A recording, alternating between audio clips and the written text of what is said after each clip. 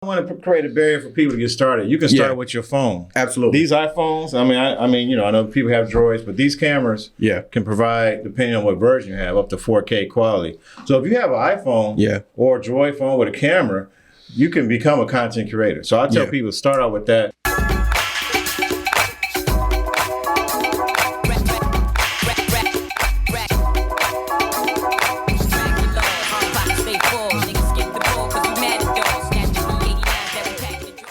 What up, though, Black Friday family? Welcome back to another installment of the Black Fridays podcast. Now, today, you may recognize my guest as a familiar face. I had the pleasure of being on their podcast, and now I get a chance to return the favor and put the camera on them for once. Mr. Charles McKaye of the Detroit Metro Plug podcast. How you doing, man?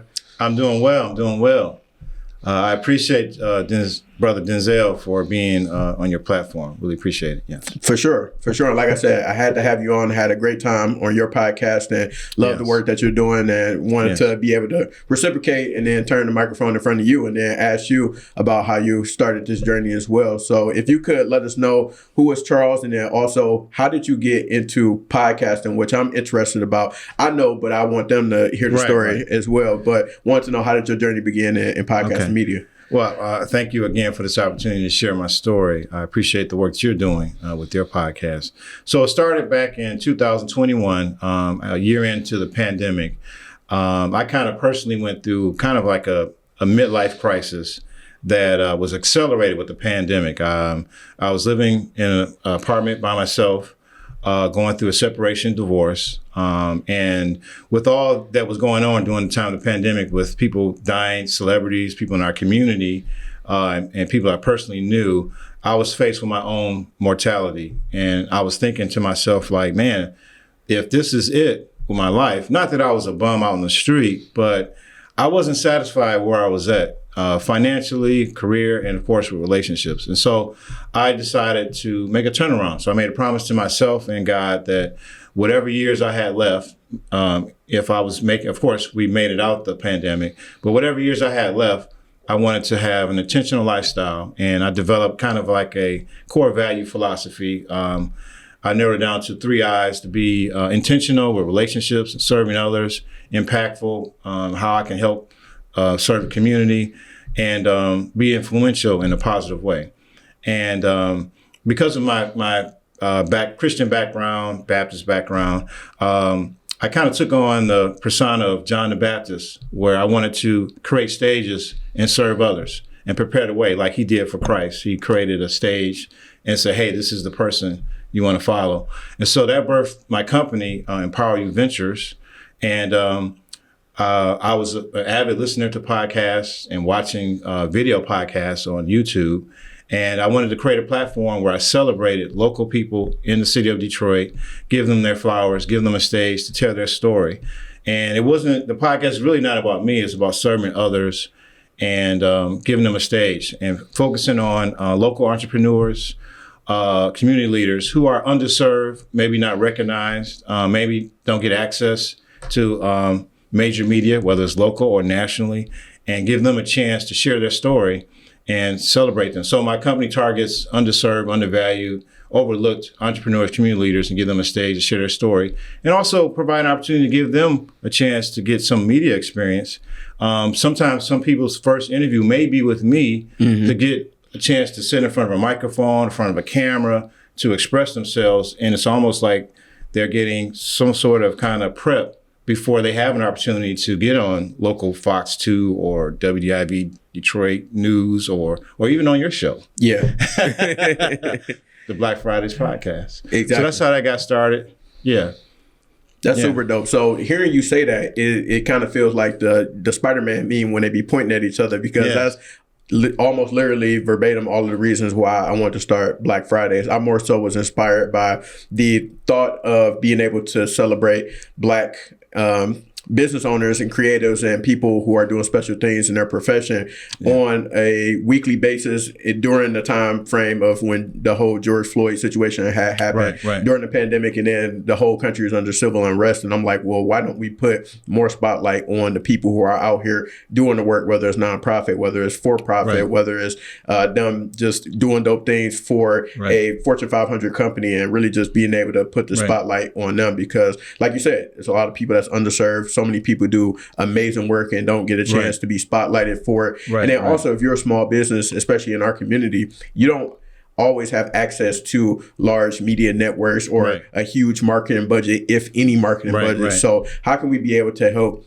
elevate you in turn, hoping that elevates your business and what you can do for your community? Well, yeah, I'm glad you mentioned that. The clients that I serve oftentimes don't have a marketing budget, or maybe have a relationship or the budget for PR services. And they're trying to get their name out and get some spotlight. And that's my motivation to building a platform.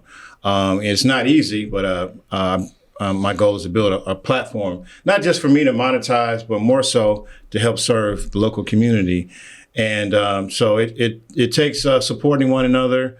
So I'm on 3 platforms I focus on, all video, which is on Facebook, YouTube, and LinkedIn at the Detroit Metro Plug Podcast. So if you're watching, please follow, share.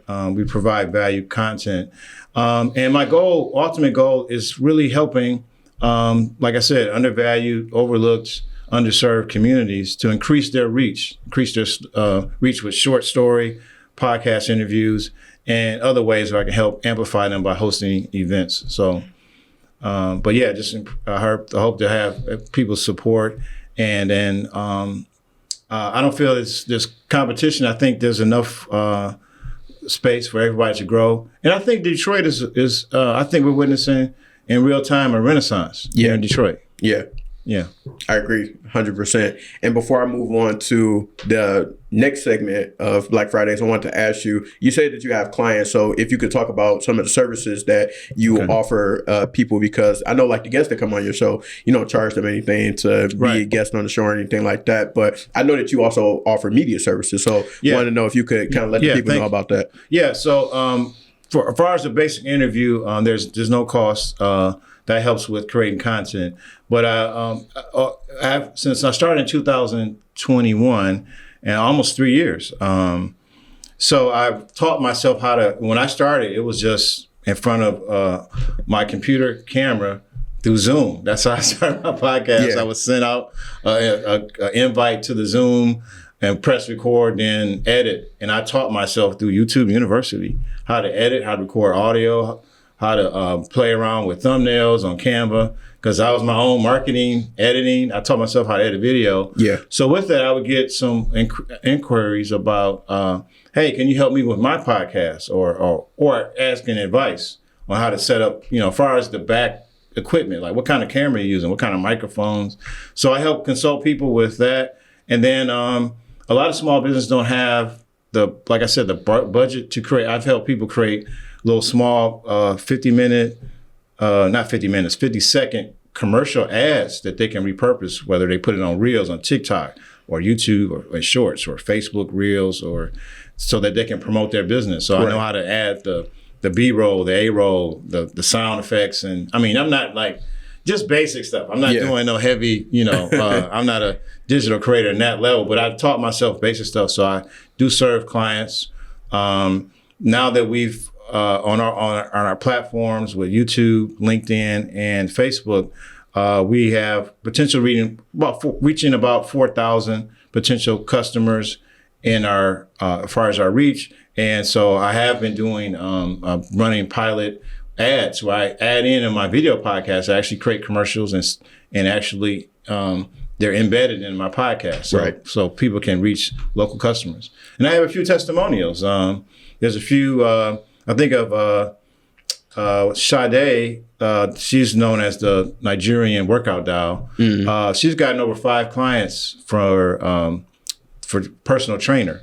When she came on my show, I've had Dr. Eddie Connor. He had a conference. He came on. He was on here also. Yeah. Shout out to Dr. Eddie. He came right before his conference, which was like a month before, and people had registered for his conference.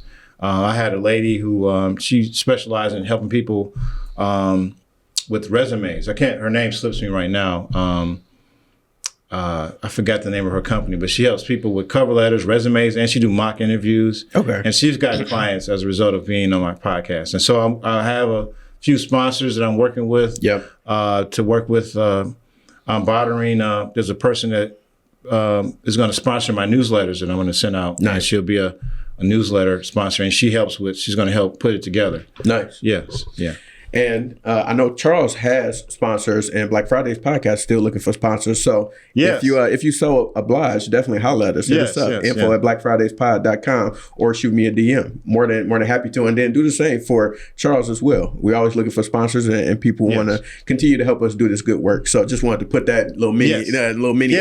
Yes. Do that. So now I want to introduce you to my favorite part of Black Fridays, Freestyle Fridays.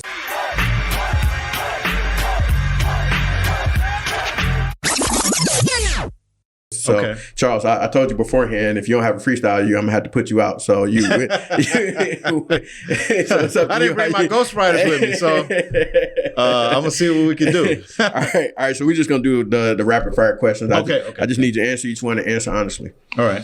So very first one, do you remember your first job, and what was it? My first job, man. I was kind of... I had a little hustle going on when I was young, so I don't know. So you want like a W-2 job? Because I had paper routes, I shovel snow. Let's see what. Yeah, give me the hustles. Oh yeah, well, I'm from the west side of Detroit, so back in the day, some of the grocery stores, because people would take the shopping carts. Yeah, home. I was people. Right. Yeah. So they had like a gated bars, and so you had your senior citizens would pull up and. They had to walk maybe a distance with their groceries. And so I would stand outside in the bar with the shopping carts, couldn't go no further. And I was like, ma'am, sir, do you need help with unloading your groceries?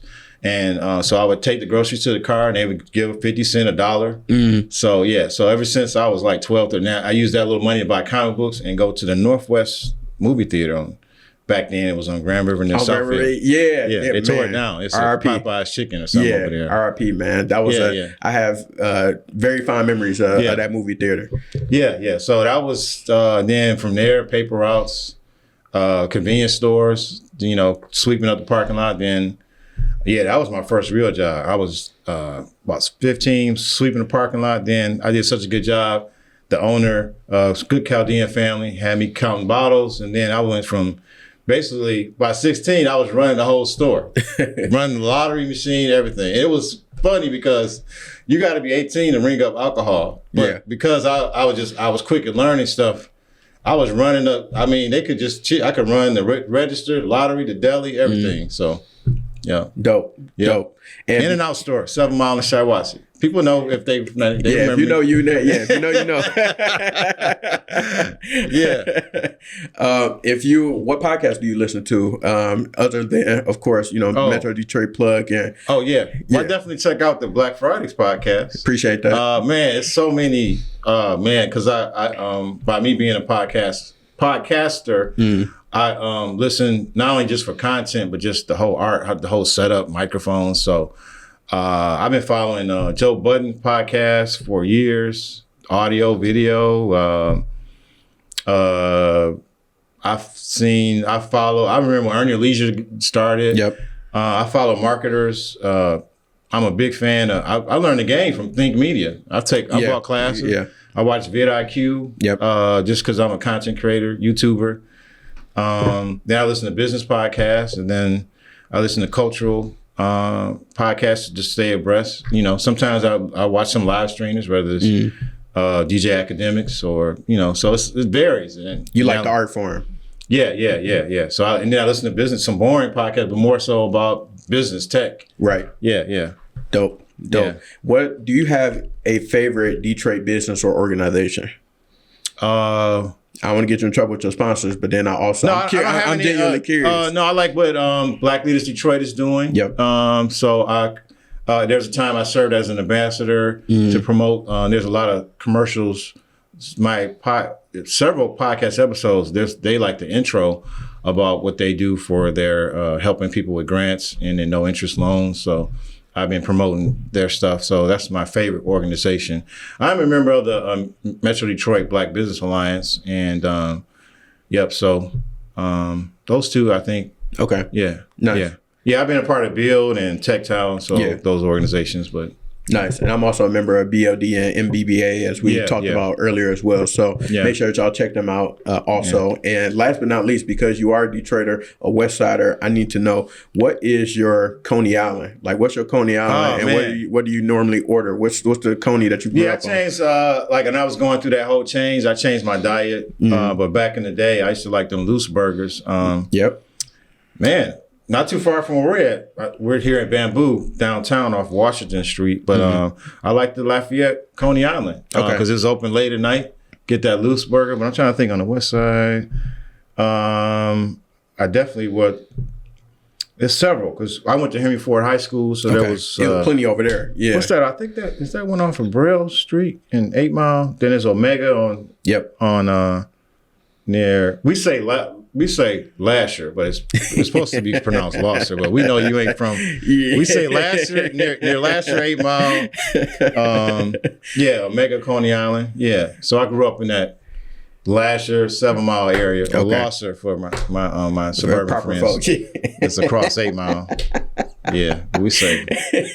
We know how it's supposed to be pronounced, but it's Lasher. That's what we say.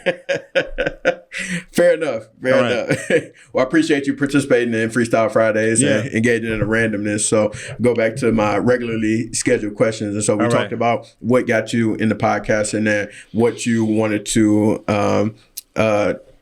develop, or how the message that you wanted to put out there in terms of spotlighting these Black businesses and people in the city, underserved business owners and things of that nature. So you have probably, I believe you have over 100 interviews on your YouTube. About 116 interviews, over the past 3 years, And as we both know, as podcasters, that's not an easy thing to do, especially not on a consistent basis. So I want to know, what helps drive you in terms of continuing to pump out this content? And I believe you release weekly on Mondays. So pretty much. There's sometimes where scheduling or a guest may not work out. So, but for the most part, pretty consistent. You're putting out something every Monday. So what keeps you going in terms of being able to like stay in that zone and be willing to continue this thing? And you've been doing it for over 3 years now. What keeps me going? I appreciate that, because for those who are watching, if you're considering being a content creator or even in any business,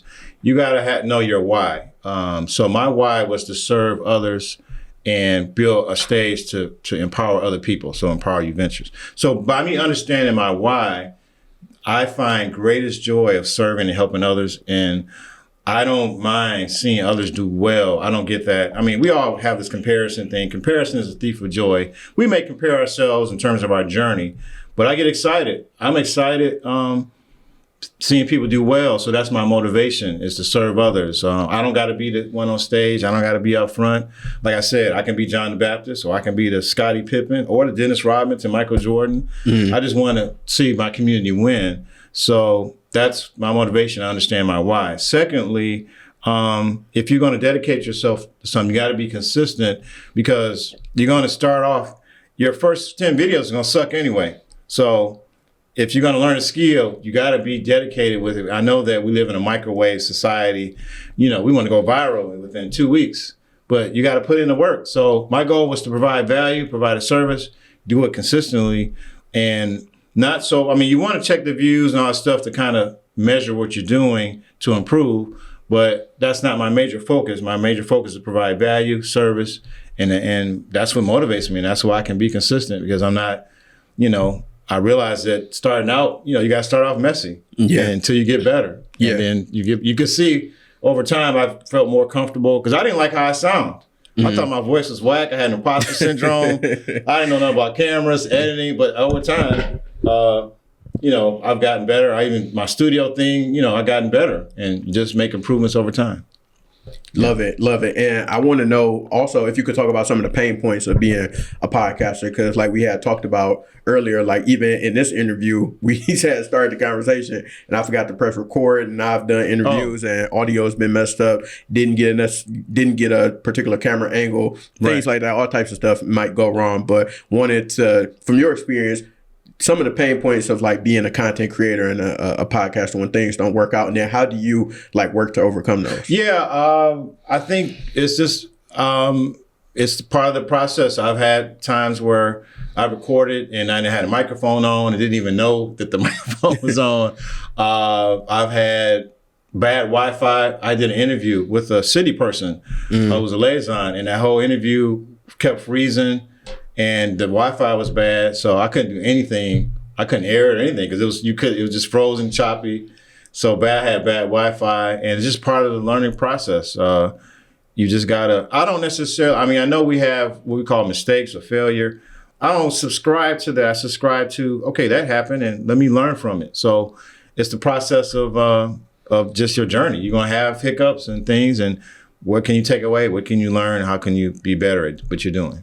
Yeah, definitely. Yeah. And now that you've kind of been through the fire in terms of podcasting, over 100 plus episodes, you definitely have seen a lot of things, if not most things. But I wanted to know if you could talk to us about your process in terms of how you set up your podcast, from looking for and searching for guests, like how do you get your guests, and then also how do you what's your process from getting that guest to actually uploading the episode, so that people could kind of understand how you should be thinking about your flow if you're going to do something like this, or just content creation in general.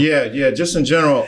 So I started out with an interview format. So there's different ways people do vlogging, where they vlog their lifestyle. Some people do a platform that's related to their industry. Like, let's say if you do taxes, so, you're Tina the tax diva or whatever, and you're talking about anything related to taxes or accounting, or so you have to start with what's your format. Is it going to be vlogging, reaction to other things, or, so I started with interview. So when you're starting out, you of course, you don't have a following. So you kind of ask people that that's in the industry, that sounds interesting, and if they're a friend or have some type of relationship, they may agree. And then it's kind of like an escalator of interviews. Once you start, doing it and get better at it, and you're consistent, people start seeking you out, and then it works from that. And you have to have a workflow of, how do you confirm an interview? Like with yourself, you do Calendly. So I use Google Calendar to confirm an appointment. I explain what it is. Most of my interviews are virtual. It started, that was because we started in the pandemic. Yeah. And it was hard to find places to meet in person. I do have the equipment to do an in-person interview and have spaces. And my goal is to build out a home studio where I can invite people to my location if they want to do it in person, or we can do it virtually. And the virtually works because a lot of people have busy schedules. Yeah. And I use a streaming platform called StreamYard. I didn't get an endorsement for that, but no, StreamYard is good because it sends them a link, and I can add videos, I can share screens, so I can make the interview very interesting with slides and all that stuff. So. Gotcha. Yeah. And speaking of your equipment, can you tell us what equipment do you use? Let's talk about your mobile setup, like the microphone, things like that. What equipment do you use or recommend for folks? And then the follow-up to that is, how much would you say that you've invested in equipment over the years? Well, I don't want to create a barrier for people to get started. You can start with your phone. Absolutely. These iPhones, I know people have Droids, but these cameras can provide, depending on what version you have, up to 4K quality. So if you have an iPhone or a Droid phone with a camera, you can become a content creator. So I tell people, start out with that. And I would start out with your phone, and focus on getting good sound, a microphone. You can spend $100, whether it's a lapel mic or like a microphone like this. You don't have to spend a lot of money, and definitely good lighting. So you can have a decent, whether it's iPad, you don't have to have, I've invested in more expensive cameras, but you definitely do not. But if you have good lighting and a good way to record the sound, you're ready to go. Okay. Yeah, good lighting, it makes up for an average camera. But under $200, you can get going using your phone, a microphone, lapel, this, or a ring light. Yeah. I do recommend the ring light sometimes, though, like if you wear glasses or something like that, the ring will show up on your face or glasses. So there's other softer lights you can buy off Amazon under $100. Yeah. And it has a tripod setup and everything. Nice. Yeah.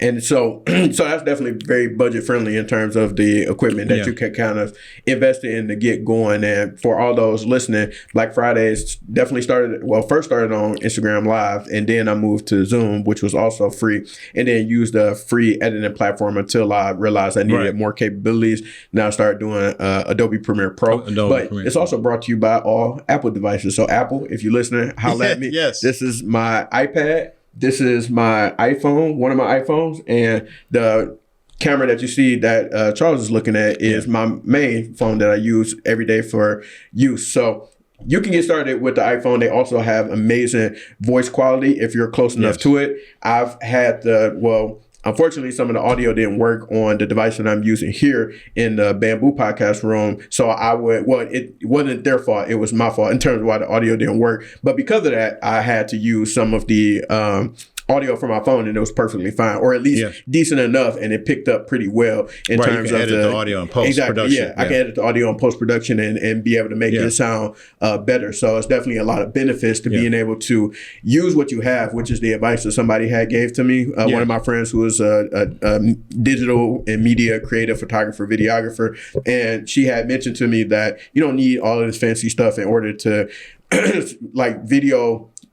to do the video for your show. You can literally just use what you have, probably invest in some lighting, which he did recommend, and then that didn't cost a whole lot of money. And then that's what started the whole video aspect of the show that we all see today, which has been tremendous overall. So definitely, I'm glad that you was able to let us know about what's a nice friendly way in order to not anything too dramatic in terms of getting started. How you can get started pretty quickly. You don't need all of the bells and whistles. No.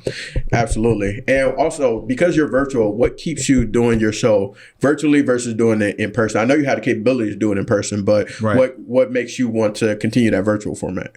Well, I noted that there's even in our area in Detroit, having a studio, there's a cost. If you don't own your building or if you're leasing whatever, that's sitting there if you don't get enough clients or enough people coming in. So I'm trying to because I'm an upstart, keep my overhead low. Yeah. So I do virtually, and there are spaces that I can go to do it in person, or sometimes business may have their own commercial building, and I've come there with my camera equipment, microphone, light, and we record there.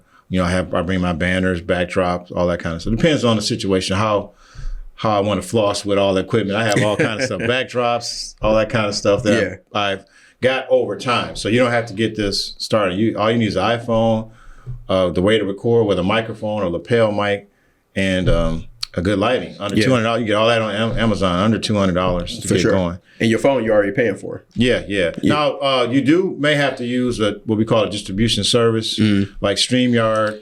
You may have to pay something for that. So I stream, I'm a live streamer, so that's $25 a month plan I can stream on 3 platforms. If you go up to $50 a month, you can stream up to about 8 platforms, whether it's Twitch, I think X used to be Twitter, Instagram, Facebook. That's that expands your platform. So gotcha. And do you have any gems for any additional gems for people who may be interested in getting into this media podcasting space, for somebody who's been doing it for as long as you have?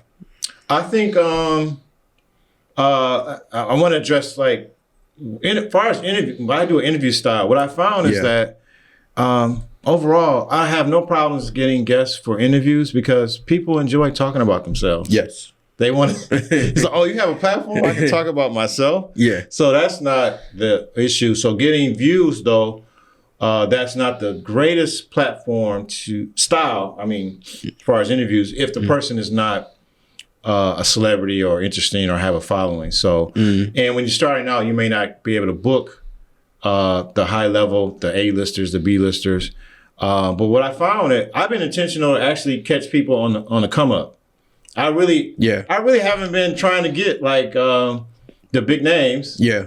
Because the people on the come up are so excited. They share about they're like, oh my God, I'm going to be on TV, and they share with all their friends and family. Right. So I've been intentional to build slow like that intentionally because I'm playing the long game because I know that I have a catalog and a consistency that eventually I'm gonna have my Cat Williams moment at some point.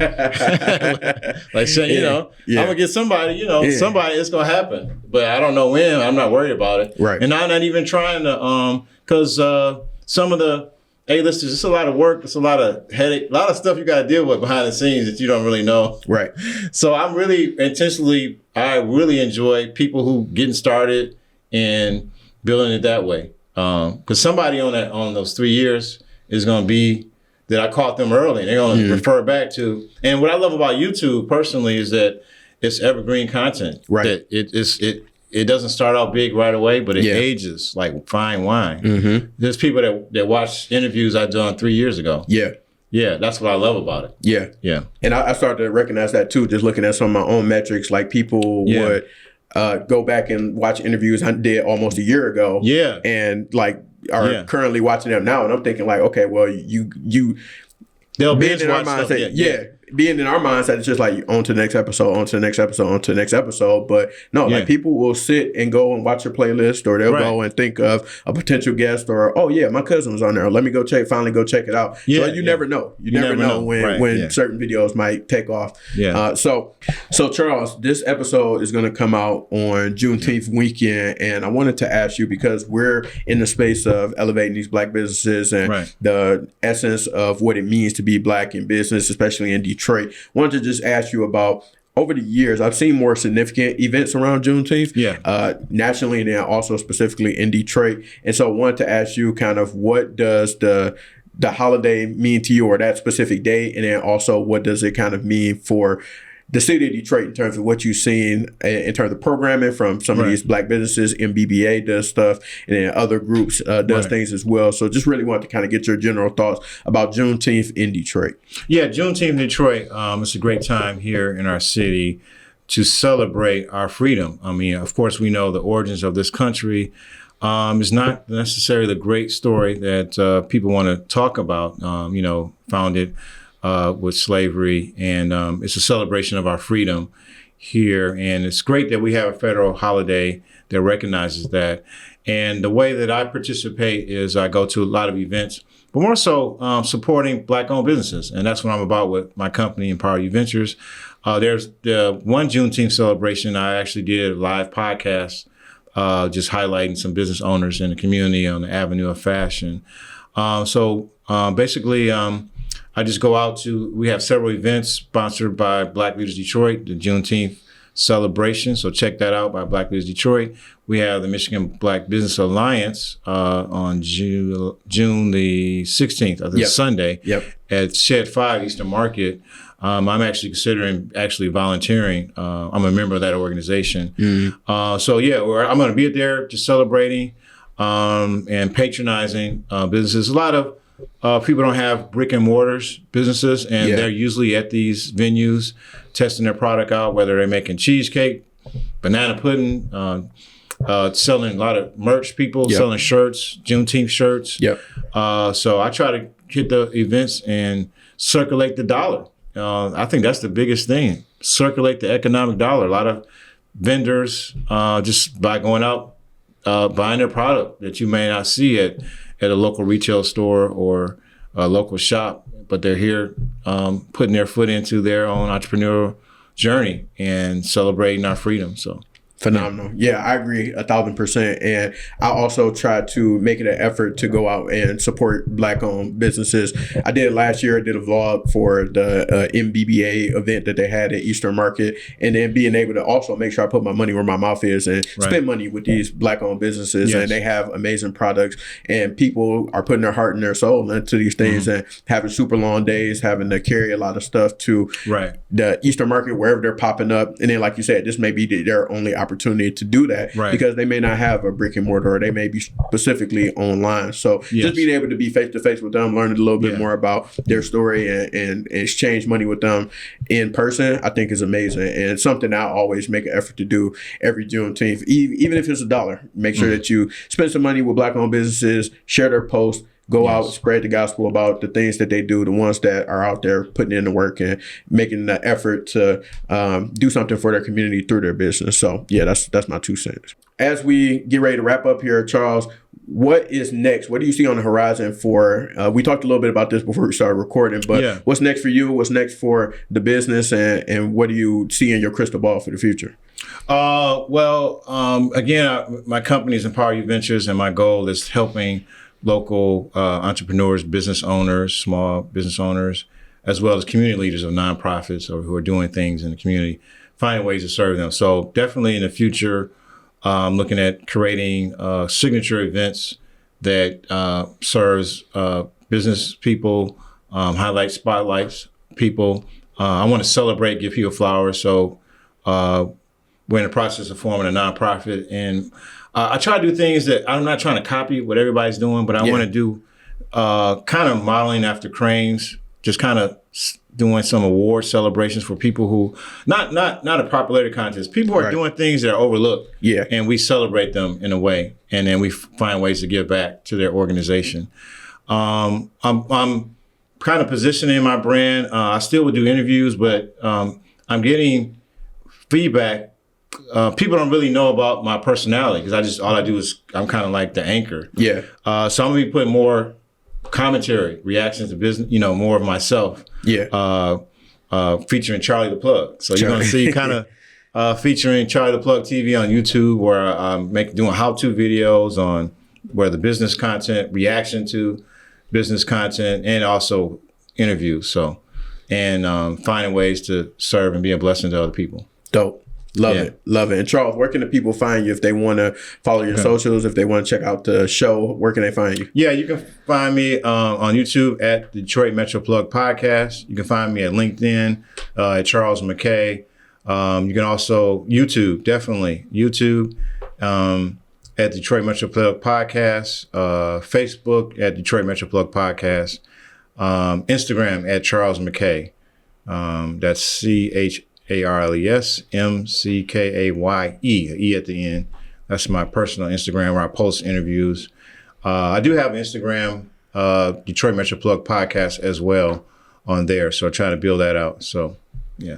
Dope. Yeah. Well, Charles, I'm grateful that we got a chance to connect and get you on the platform and be able to talk about podcasting. I enjoy talking about podcasting and digital media with you because you get it. You've been doing it. We're also in the same realm in terms of trying to elevate these businesses in the Metro Detroit area. Yes. Also people in our community as well. So I'm really appreciative for somebody else who's out there doing similar work and want to be able to see these people shine. Give me an opportunity to come on your show, which I was grateful for. Yes. And being able to share my story, and then you returning the favor and then coming on mine and sharing yours. So I'm thankful. I appreciate you, brother. Appreciate you. I appreciate this platform. And however way I can be of service, just let me know. And I want to encourage everybody to subscribe on the Black Fridays podcast YouTube channel, and on Apple, Spotify, Apple, all the major, whatever you listen to your podcast. Make sure you subscribe. Support this brother doing great work. Appreciate that, and make sure y'all do the same for Detroit Metro Plug Podcast, and follow Charles wherever he is: LinkedIn, Instagram, Facebook, etc. And everybody watching, everybody listening, we'll tap in with y'all soon. Peace.